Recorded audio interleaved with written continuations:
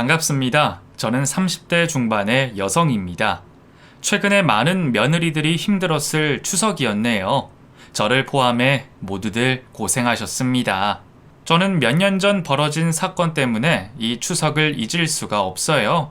어떻게 보면 추석, 이날이 저에게 해방의 날이기도 했거든요. 당연히 시댁 시어머니에 관련된 이야기인데 추석으로 고생하셨을 이 세상의 며느리님들을 위해 제 통쾌한 이야기를 들려드리러 이렇게 사연을 보내게 되었습니다. 저는 요즘 보기 힘든 가정에서 나고 자랐어요. 21세기와는 맞지 않은 남존 여비의 사상을 가지신 아빠 때문에 말이죠. 아빠가 하늘이다 보니 엄마는 평생 아빠 내조와 집안일 그리고 시집살이만 하며 살아왔습니다. 거기다 넉넉한 형편도 아닌데 집안에 도움이 되어 보겠다고 밖에 나가 일을 하신다는 엄마를 아빠는 가로막았어요. 여자가 밖에 나가서 사회 일을 하면 뭐하냐는 식으로 항상 엄마를 무시했죠. 그래서 저는 어렸을 때부터 엄마를 참 많이 도와드렸습니다. 그렇게 제가 도와드리면 엄마가 고단한 삶에 잠시나마 숨을 돌릴 수 있었으니까요. 평생 엄마 곁에 있다 나중에 제가 능력이 되면 고생만 해오신 엄마를 호강시켜드리고 싶었습니다. 그런 다짐을 하고 살던 저였는데 한 남자를 만나게 되면서 그 다짐이 무너지고 말았죠. 바로 지금 제 곁에 있는 남편을 만나게 된 겁니다. 일을 다니다가 만난 남편은 한눈에 봐도 아빠와는 완전히 정반대의 남자였어요. 멋도 부릴 줄 알고 성격은 누구보다 세심했죠. 남자라는 이유로 자신의 감정을 숨기지 않았고 저에게 호감을 먼저 표하며 다가왔습니다. 너무 진중하지도 않았고 너무 가볍지도 않았죠. 별것 아닌 일에 먼저 저에게 미안하다고 말할 줄 알았던 남편과 사랑에 빠지게 되었습니다. 항상 다정다감한 남편은 모든 일을 저에게 맞춰주었고 마치 공주 대접을 받듯이 손 하나 깜짝하지 못하게 해줬어요. 그런 행동들이 시간의 흐름과 상관없이 계속해서 이어지자 저는 남편과 결혼 약속을 하게 되었습니다. 그렇게 시댁이 될 집에 인사를 가게 되었고 시댁 부모님들 역시 저를 좋아라 해주셨어요. 저도 시부모님들이 좋았습니다. 다른 것 모두 좋았지만 특히 인상 깊고 좋았던 점이 있었는데 바로 시아버님의 행동이었죠. 마치 남편이 저에게 대했던 것처럼 아버님께서 어머님을 애지중지하시는 거예요. 그 모습을 보자 남편이 아버님께 보고 배웠구나 싶었고 제 행복한 미래가 그려지는 겁니다. 저도 어머님처럼 남편의 보호 속에 행복한 삶을 살 거라는 미래가 말이죠. 그 모습을 보니 한편으로는 씁쓸하기도 했습니다. 시어머니께서 받는 대접의 10분의 1도 받지 못하는 저희 엄마 생각이 났거든요. 그래서 제가 행복해도 되나 싶더라고요. 속이 상해 있는데 엄마는 그런 저를 어떻게 아셨는지 제가 엄마에게 할 위로를 반대로 저에게 해주셨어요. 그 위로에 한결 가벼워진 마음을 가지고 양가 부모님을 모신 상견례를 하게 되었죠. 그런데 분명 아빠에게 주의를 주었는데도 불구하고 아빠는 시부모님이 계신 자리에서도 엄마를 무시하는 모습을 보였습니다. 자기 손으로 음식 한 번 뜨지 않았고 엄마에게 멀리 있어도 엄마가 움직여 갖다 주어야 했죠. 그 행동에 시부모님께서도 저희 엄마가 받는 대접을 눈치채신 것 같았습니다. 따로 말씀은 안 하셨지만 어색한 분위기가 흘러 이를 알 수가 있었죠. 그래도 어떻게 상견례를 잘 마치게 되었고 결혼식 날도 잡게 되었습니다. 그런데 자리를 뜨는 순간 느끼게 된 건데 저를 쳐다보시는 어머님의 눈빛이 몇 시간 전과는 다르더라고요. 솔직히 말해서 기분이 나쁠 눈빛이었어요. 저희 아빠 때문인가 생각을 하게도 되었고 긴 시간 동안 앉아있다 보니 불편하셔서 그런 눈빛이 나왔나 싶었죠. 어찌되었던 간에 마음이 좋지는 않더라고요. 그래서 남편에게 물어봤는데 남편은 상견례 전과 후 어머님의 달라진 점을 못 느꼈다고 말했습니다. 저도 괜한 제 착각이겠지 싶었는데 나중에 어머님께서 행동하시는 걸 보니까 알겠더라고요. 제 느낌이 맞았다는 걸요. 그날 이후 어머님께서는 저와 저희 집안을 무시하시는 말씀을 저에게 종종 하셨습니다. 그때까지만 해도 제가 스트레스를 받을 만큼의 표현은 아니었어요. 시부모님께서 상견례 자리에서 본 게 있으니 그걸 재차 말하시는 정도였죠. 그리고 그때는 저도 할 말이 없었습니다. 사실 어딜 가서도 눈총을 받을 만한 아빠의 행동이었기에 제가 부끄러워 다른 말을 하지 못한 거죠. 그리고 당장 남편 덕분에 너무 행복한 삶을 살고 있던 저에게 그러한 시어머니의 행동은 금방 잊혀졌어요. 결혼 후에도 남편은 정말 제가 공주가 된 것처럼 대해주었거든요. 근데 그런 남편의 대접을 받는 저를 질투하는 사람이 있었습니다. 바로 시어머니였죠. 정말 어이가 없던 게 제가 시댁 가족들의 사랑을 독차지하는 것도 아니었어요. 제가 결혼을 하여 그 집안에 들어온 전이나 후나 똑같이 아버님의 사랑은 어머님께서 홀로 독차지하고 계셨고 남편도 전과 마찬가지로 어머님에게 잘하고 있었습니다. 남편이 시댁에서 티가 나게 저에게 잘해주는 것도 아니었어요. 남편도 눈치는 있어서 어른들 앞에서는 무덤덤한 척 했거든요. 물론 보고 배운 게 있으니까 기본적인 매너나 다정다감한 모습은 어쩔 수 없었지만 그게 눈꼴 시려울 정도는 아니었습니다. 그런데도 어머님께서는 저를 질투하더라고요. 애영아, 그거 나눠서 담아. 혼자서 거실까지 그걸 다 어떻게 가져가려고. 가다가 사고나. 반은 내가 가져갈게. 괜찮아, 별로 안 무거워. 그냥 가 있어. 아니라니까. 흘릴 수도 있잖아. 그냥 줘. 그걸 애영이 혼자 왜 못 가져가니? 너는 벌써부터 네 마누라만 끼고 돌아? 결혼한 지 얼마나 됐다고? 그리고 너, 애영이네 집안 분위기 몰라? 이 정도는 애영이 어렸을 때부터 해왔을 텐데 뭐가 힘들다고 도와줘? 여기서 거실까지가 100m가 되니? 50m가 되니? 쓸데없는 짓 하지 말고 자리에 가서 앉아있어. 그게 시작이었는데 그때까지만 해도 질투라는 생각은 하지 못했습니다. 그냥 어른들 계시는 앞에서 보기 불편한 모습을 우리가 보였구나 싶었죠. 그래서 시댁에서는 좀 더 조심을 하기로 했어요. 내외까지는 아니었지만 최대한 서로의 일만 하기로 하고 정말 도움이 필요할 때만 서로를 돕기로 한 거죠. 그런데도 어머님께서는 있는 트집 없는 트집을 잡으시면서 저를 괴롭히기 시작하시더라고요. 남편이 해외 출장을 갔다가 사다 준 화장품이나 여성용품을 담는 파우치가 있었는데 그렇게 예쁜 건 아니었어요. 오히려 사회인인 제가 가지고 다니기에는 조금 유치하게 보이는 제품이었죠. 당연히 명품이나 브랜드 제품은 아니었는데 그걸 가지고 질투를 하시더라고요. 애영이 너는 다 큰 애가 무슨 그런 가방을 가지고 다니니? 보통은 핸드백 안에 넣고 다니는 거라 괜찮아요. 제 취향도 아니긴 한데 그래도 지원 씨가 사준 거라 웬만하면 해질 때까지 쓰려고요. 저 생각한다고 사온 건데 안 쓰는 건 좀 그렇잖아요. 그래? 지원이가 사다 준 거야? 우리 집 남자들은 어쩜 하나같이 이렇게 다정한지 모르겠다. 그치? 네, 어머님께 하시는 아버님을 보고 자라서 그런 것 같아요. 그래, 우리 남편이 좀 대단하긴 했지. 지금도 대단하지만. 근데 우리 아들은 어째 좀 변한 것 같네. 네? 응? 아니다. 그냥 어쩌다 나온 말이야. 분명 제가 봤을 때는 제 남편만큼 부모님에게 하는 사람이 없었거든요. 근데 뭐가 불만족스러운 건지 남편이 변했다고 말하는 겁니다. 그래서 남편에게 신경 좀 더 쓰라고 말을 전달하려는 참이었어요. 근데 어머니께서 아까 전에 설명한 파우치를 저에게 달라는 겁니다. 애영아, 혹시 너 그 가방 나 주지 않을래? 내가 그 가방 대신할 걸 줄게. 네? 아까 그 파우치 말씀하시는 거예요?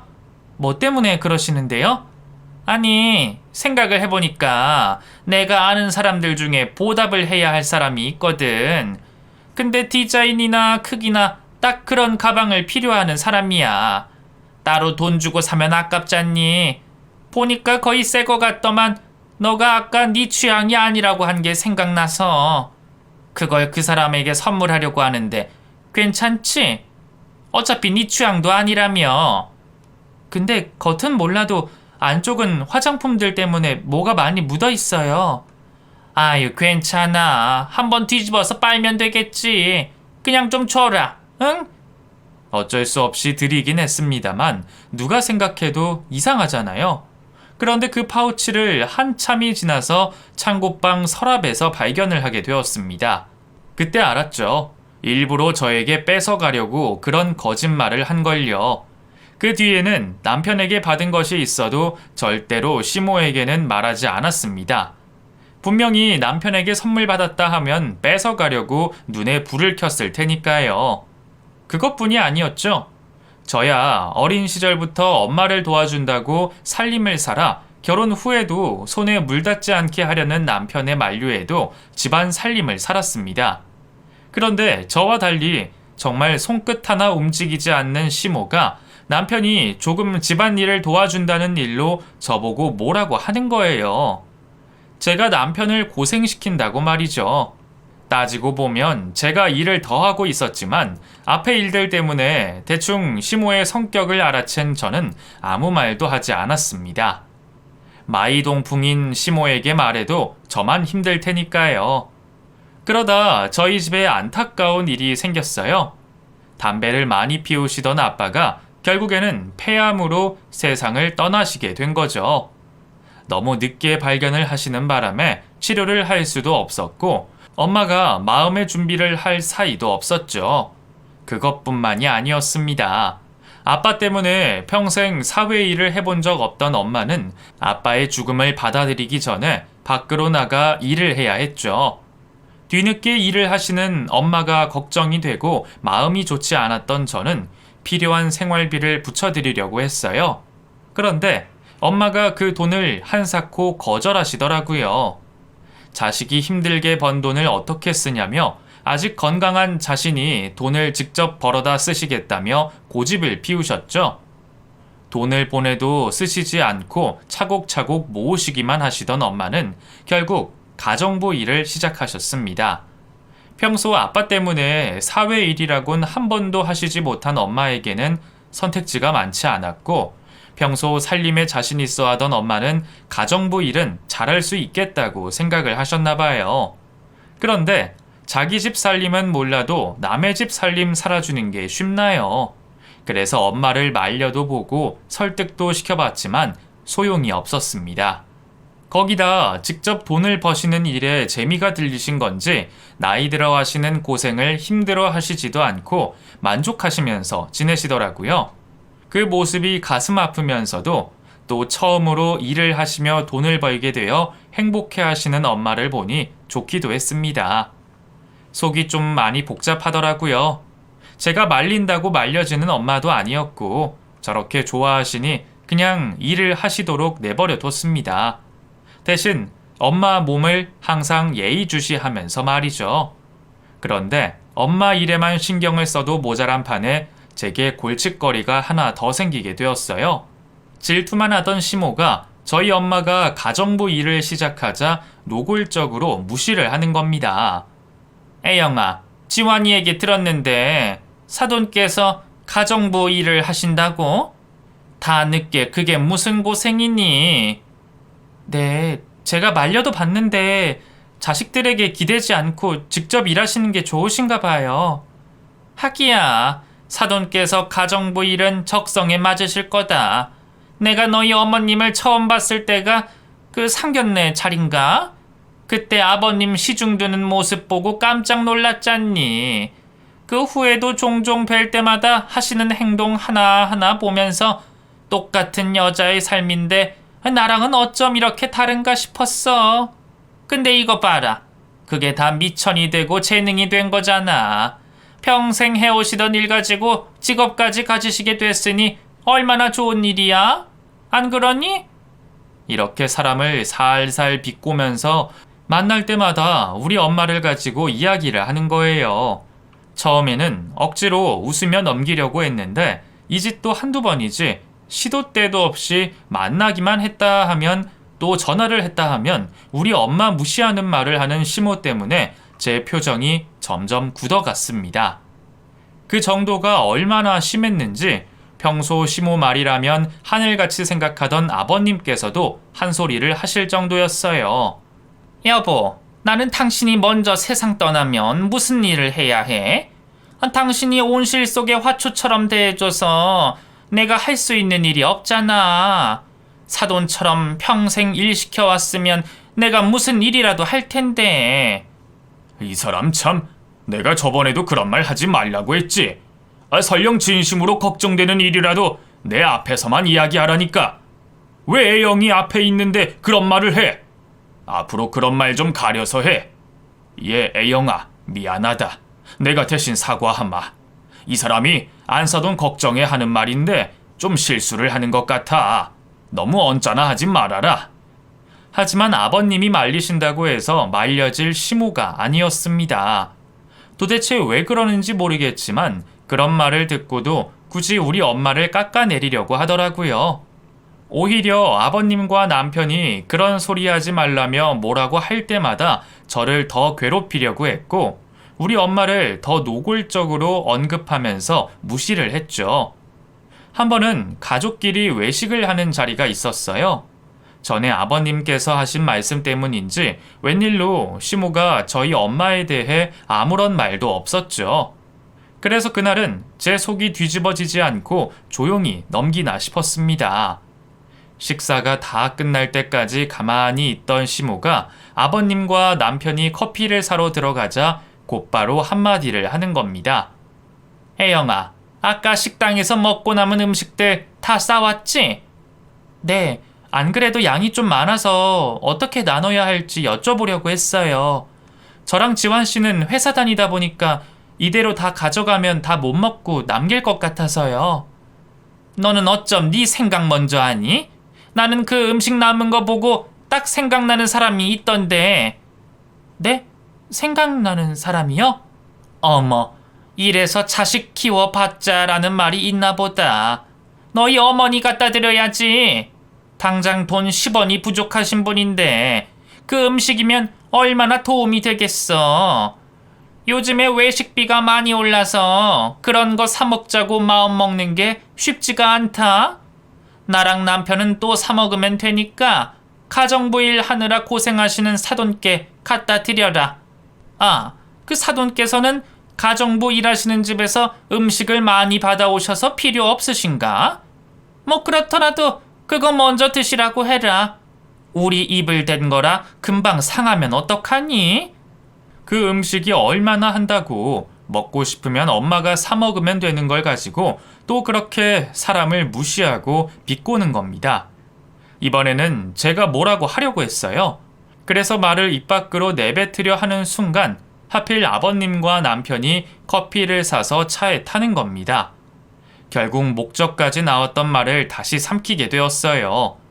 괜히 시모와 말을 섞어봤자 저만 귀찮아지고 힘들어질 것 같아서 무시하기로 했죠. 하지만 시모의 행동은 거기서 끝나지 않았습니다. 그 일 이후 마치 날개가 돋은 것처럼 사람을 괴롭히기 시작했죠. 그때 남편과 아버님께서 제 눈치를 보시며 저에게 대신 사과를 해주셔서 망정이지 안 그랬으면 진작에 머리채 잡고 난리가 났을 겁니다.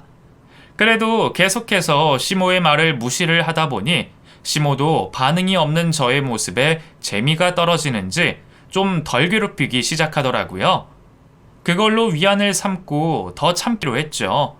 언젠가는 시모가 제 풀에 지쳐 그만하겠지 싶었습니다. 그러다 추석이 다가왔습니다. 그 전까지는 항상 추석 마지막 날이나 다음 주말을 이용해 친정에 가고는 했어요. 그런데 이번 추석은 아빠께서 돌아가시고 엄마 혼자 맞이하는 첫 추석이다 보니 혼자 있을 엄마가 걱정되어 좀 더 일찍이 찾아가고 싶었어요. 남편에게 추석 차례를 마치고 뒷정리를 다 한 다음에 저 혼자만이라도 친정집으로 가고 싶다고 말을 하게 되었죠. 그랬더니 남편도 같이 가자고 하더라고요. 두 명 모두 추석 연휴가 끝나기도 전에 가버리면 혹시 시부모님께서 뭐라고 하지 않을까 걱정되었는데 남편은 문제 없을 거라며 회사 일을 핑계로 집에 들어가는 거라고 말을 맞추자고 했습니다. 불안하기는 했지만 제 입장에서는 저 혼자 가는 것보다 남편과 같이 가는 걸 엄마께서 좋아하실 것 같아 좋았죠. 그리고 친정 엄마에게 같이 가주겠다고 먼저 말을 해주는 남편이 고맙기만 했습니다. 그런데 저희가 세운 계획을 시모에게 들키고 말았어요. 추석 전에 시부모님 결혼 기념일이 있어 시부모님을 모시고 식당에서 외식을 하게 되었습니다. 그러다 시부모님이 없는 사이 남편과 제가 그 일에 대해서 이야기를 나누게 되었는데 하필 시모가 듣게 된 겁니다. 시모는 저희 계획을 듣자마자 그 자리에서 노발대발했습니다. 내가 어이가 없네. 그렇게 우리 집에 있기가 싫었니? 그러면 솔직하게 말을 하지 그랬어. 아니지. 아예 찾아오지를 말지 그랬니? 그리고 너희가 이번에는 친정에 가겠다고 하면 내가 못 가게 잡기라도 할 것 같아? 왜 사람을 못된 사람으로 만드는데? 왜 그런 짓을 부모 몰래 계획하냐고? 어머님, 저희가 잘못했어요. 저희 입장에서 차례만 지내고 쏙 친정으로 가버리는 게 아버님, 어머님께서 섭섭해 하실까봐 솔직하게 말을 못했던 거예요. 그리고 아시다시피 이번에는 저희 엄마께서 혼자 맞는 첫 명절이어서 그렇게 하려고 했던 거예요. 그 전까지는 이런 생각한 적 없었어요. 죄송해요. 네가 우리 아들 꼬드긴 거지? 네가 착한 우리 아들에게 부모 속이고 너네 집으로 가자고 꼬신 거지? 엄마, 그런 거 아니에요. 이 사람이 아버지 어머니께 말씀드리고 혼자 가겠다고 한 걸 제가 같이 가자고 먼저 제안했다고요. 회사 핑계 대자고 한 것도 제 머리에서 나온 거고요. 넌 가만히 있어. 그래, 네가 사돈께서 혼자가 되신 지 얼마 안 돼서 걱정이 많은 것 같은데 내가 그 걱정을 해결해 주마. 그럼 되겠지? 그렇게 시모는 화가 잔뜩 난 채로 식당을 떠나버렸습니다. 우리 두 사람의 계획을 들었을 때부터 어떠한 변명도 들으려고 하지 않았던 탓에 잘못을 구하려 해명을 해봤지만 소용이 없었죠. 솔직히 그 부분에서는 저도 제가 잘못한 거라고 생각해요. 미리 시부모님께 양해를 구하고 가면 되었을 텐데 거짓말까지 해서 시부모님들을 속이려고 했으니까요. 그래서 이번에는 어떤 식으로든 혼이 나는 내 잘못이라 생각하며 진심으로 뉘우치려고 했습니다. 그런데 시간이 흘러 추석이 가까워지는데도 불구하고 시모에게 연락이 한 통도 없는 겁니다. 그러니까 더 불안해지더라고요. 근데 기다리던 시모의 전화는 오지 않고 엄마에게서 전화가 걸려왔어요. 엄마, 무슨 일이야? 아니, 엄마가 또 말 안 했다가 너한테 한 소리 들을까 싶어서 연락했지. 혹시 사돈께서 뭐라고 말씀 안 하시디? 그게 무슨 말이야? 시어머니가 왜 엄마 이야기를 해? 그게 실은 내가 추석날 사돈 댁에 가서 차례 음식을 차리기로 했어. 뭐? 엄마, 그게 무슨 소리야? 엄마가 왜 시어머니 집에 가서 상을 차려? 시어머니가 내가 잘못했다고 엄마 보고 와서 차례 음식 하라고 해? 너야말로 무슨 소리야? 너 혹시 사돈께 무슨 실례라도 한 거야? 그게 중요한 게 아니잖아. 엄마가 왜 그 집을 가서 차례상을 대신 차리냐고. 별거 아니야. 오랜만에 사돈과 전화통화할 기회가 있어서 이런저런 이야기를 나누게 되었는데 내가 이번 추석에 쉰다고 하니까 혹시 차례상 같은 것도 차리냐고 물어보더라고. 작년까지 평생 해오던 건데 당연히 할 줄 안다고 하니까 혹시 자기네 집 차례상 좀 도와줄 수 없냐고 물어보더라고. 그래서 된다고 했지. 지금 그게 말이 된다고 생각해? 어느 엄마가 사돈집 차례상까지 차려줘. 이거 그 여자가 엄마 우습게 보고 하는 행동이잖아. 엄마 차례상 차리려고 하지 마. 내가 지금 당장 그 여자한테 전화해서 그런 말도 안 되는 짓 안 하겠다고 대신 전해줄 테니까. 예, 시어머니한테 그 여자가 뭐야? 아무리 엄마랑 편하다고 해도 그런 말 하면 안 되지. 그리고 내가 하겠다고 한 걸 네가 왜 못하게 해? 땅을 파봐라. 돈 한 푼 나오나? 차례 음식하는 게 뭐 그렇게 힘들다고. 겸사겸사 너랑도 같이 있으면 좋잖아. 그리고 솔직히 말해서 내가 돈 때문에 이러겠니? 이게 전부 다 너 잘 되라고 하는 행동이지.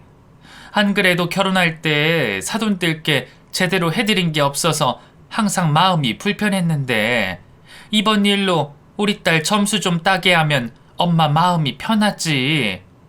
너도 딸 낳아봐라. 이렇게 하게 되나 안 되나? 엄마, 그렇게까지 안 해도 돼. 내가 알아서 잘 하고 있다고. 왜 괜히 일을 만들어? 엄마가 거기서 일하고 있으면 내 마음이 좋겠어? 거기다 아빠 돌아가시고 지금까지 일만 하다 간만에 쉬는 연휴인데 엄마도 좀 쉬어야지. 왜 엄마가 내 시집살이까지 하려고 해? 됐어. 엄마는 너 잘 되는 거면 만사 오케이니까 그만 말해.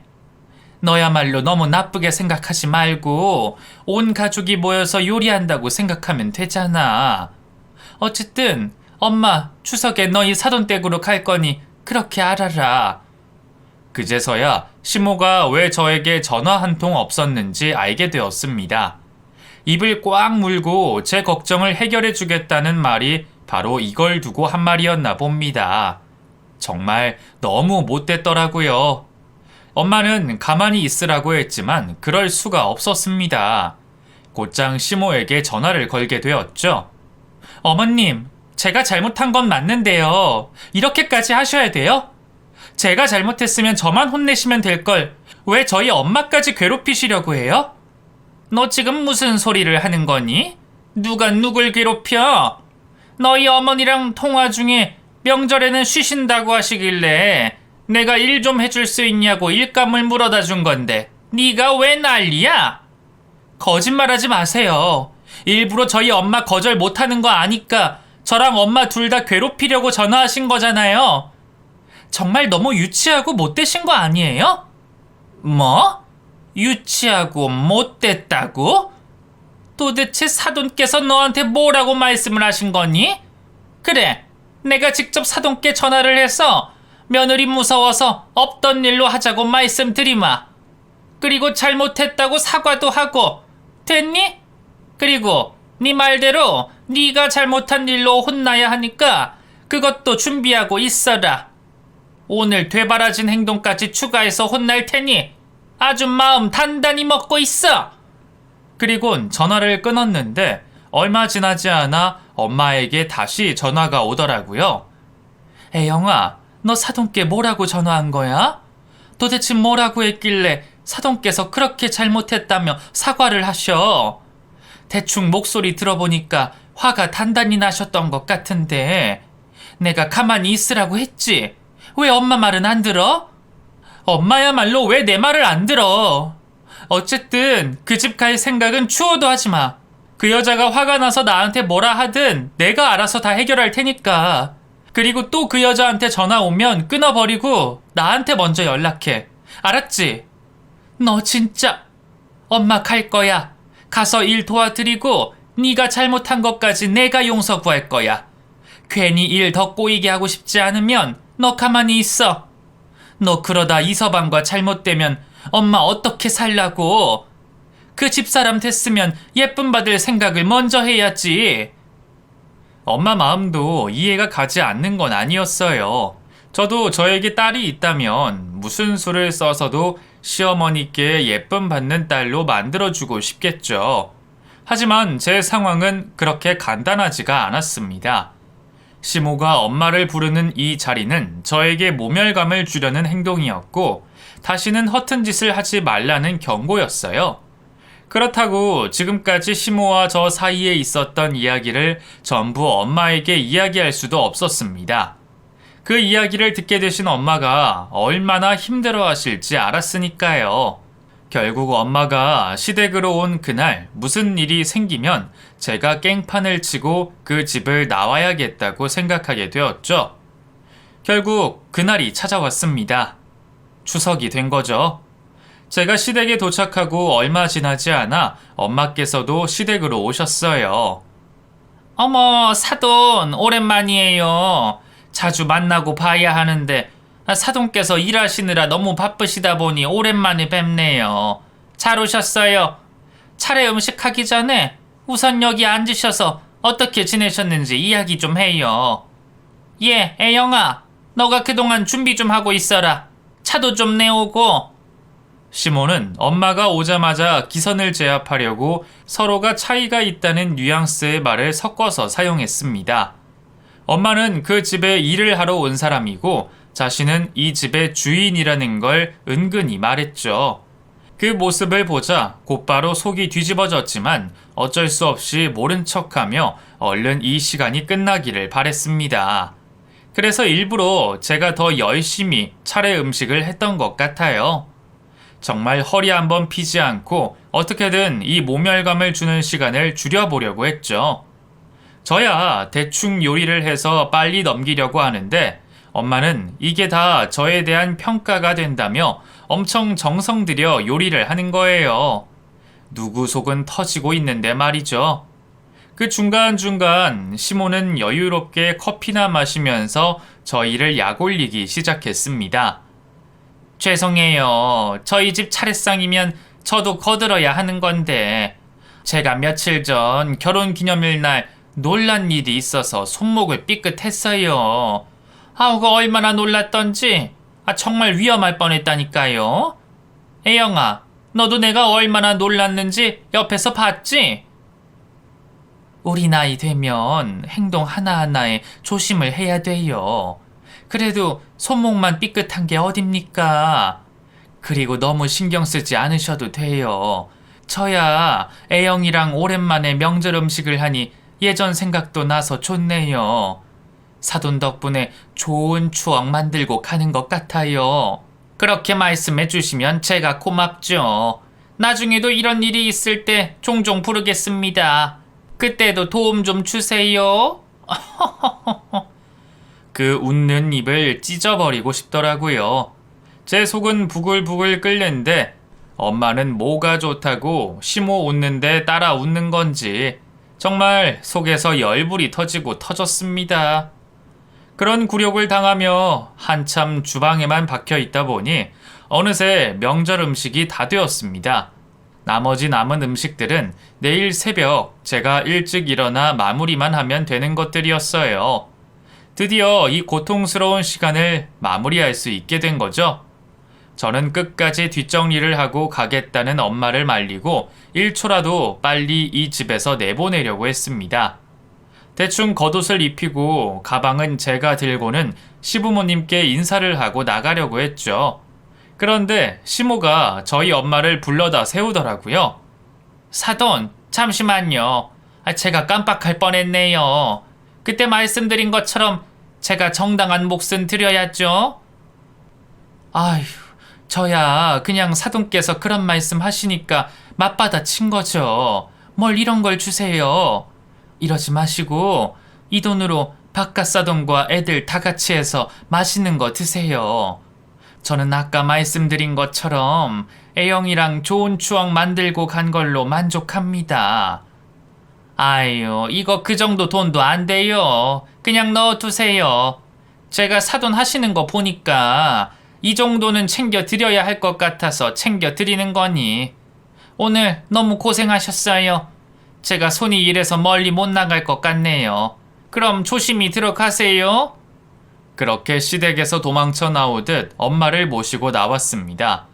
늦은 시간 엄마를 집까지 모셔다 드리려고 했는데 엄마가 시모가 기다린다며 얼른 들어가라고 하시는 거예요.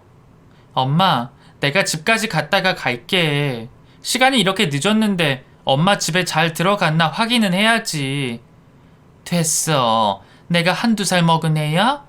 엄마 혼자서도 이 시간에 잘만 다녀? 너야말로 돌아가다 무슨 일 있겠다. 그리고 시댁에서 너 기다리실 거 아니야.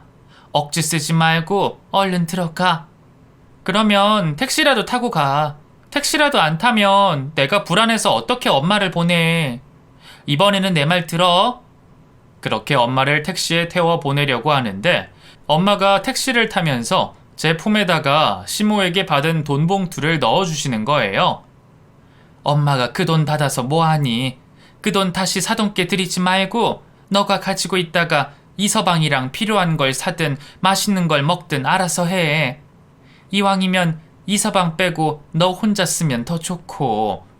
엄마랑은 다음 주말에 봐도 되니까 무리하지 말고 몸 상태 봐서 연락해라. 엄마 간다. 우리 딸 사랑해. 그 말을 하며 엄마는 택시를 타고 떠났습니다.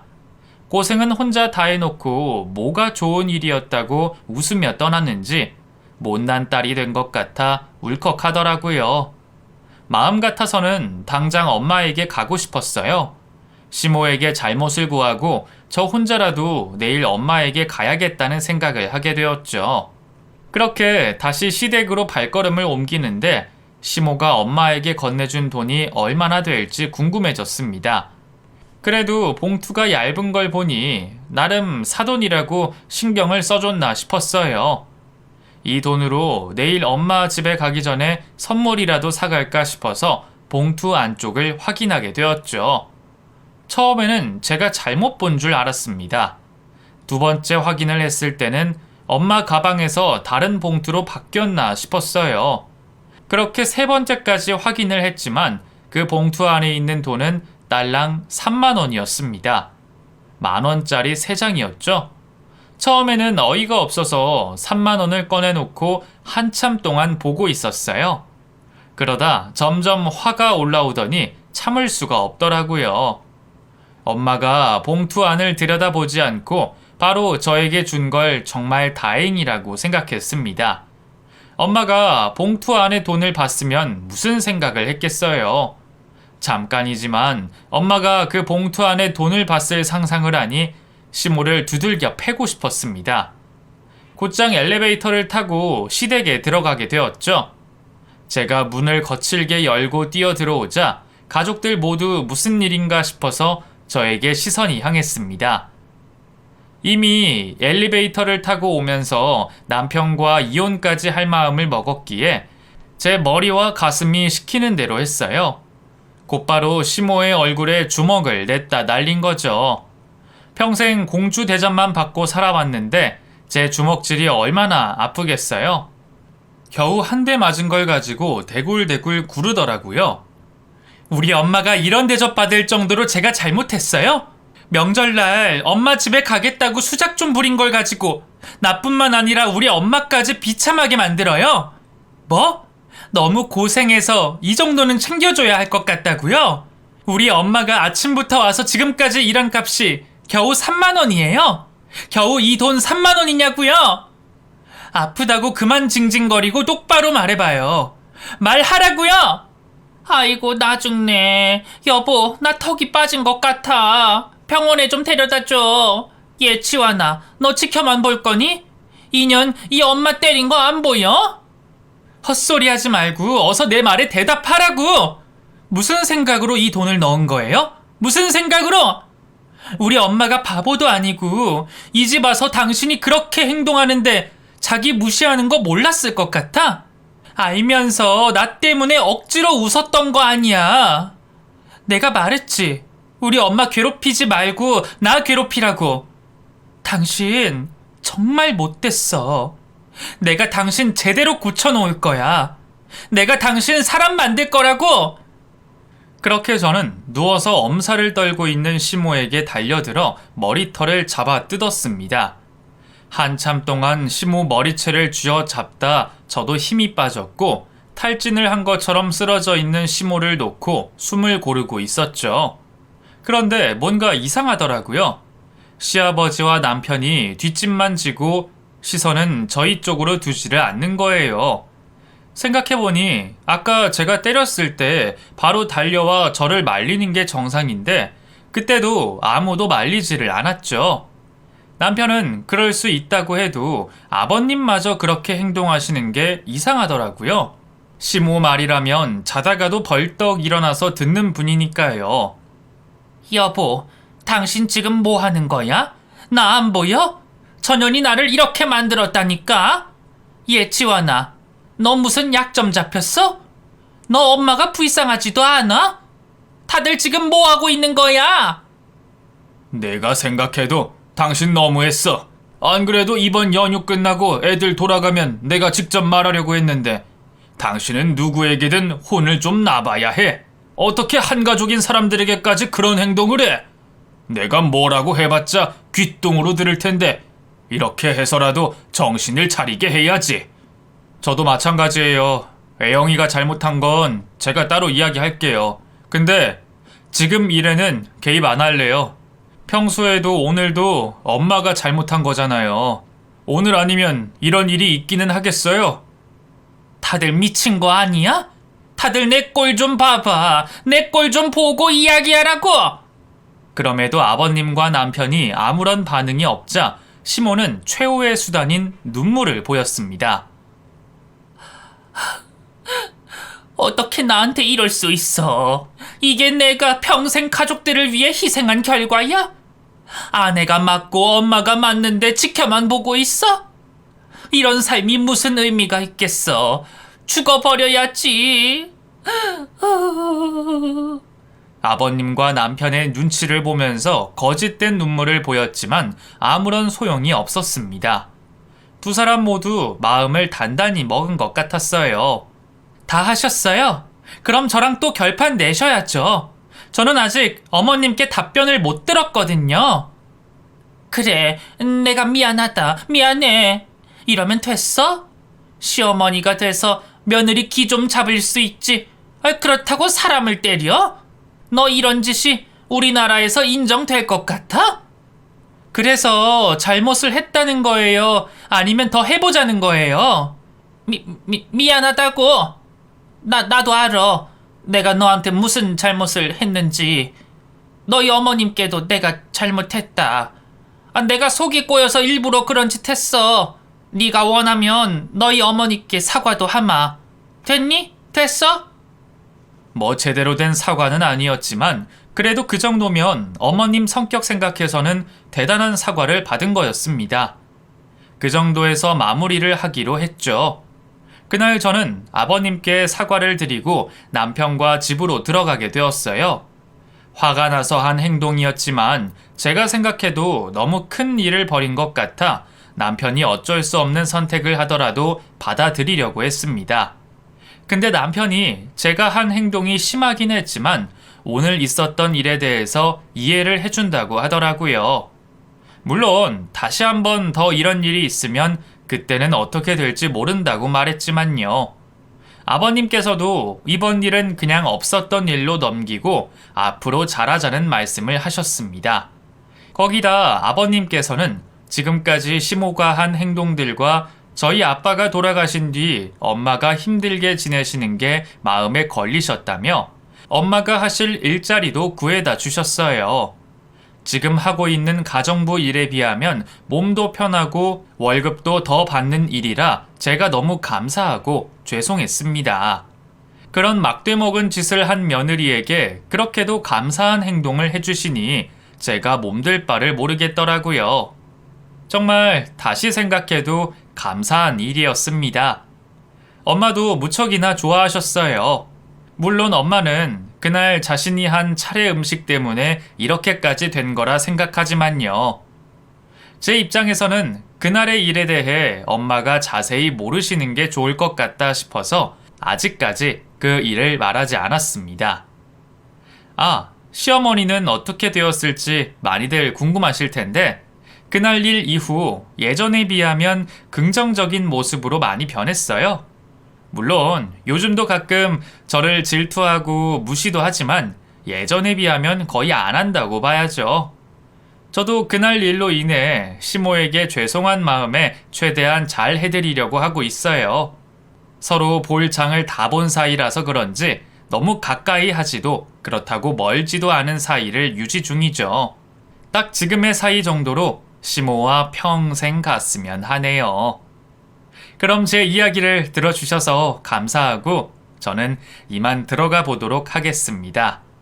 이 세상에 계신 따님과 며느리분들 모두 힘내시길 바라겠습니다. 행복하세요.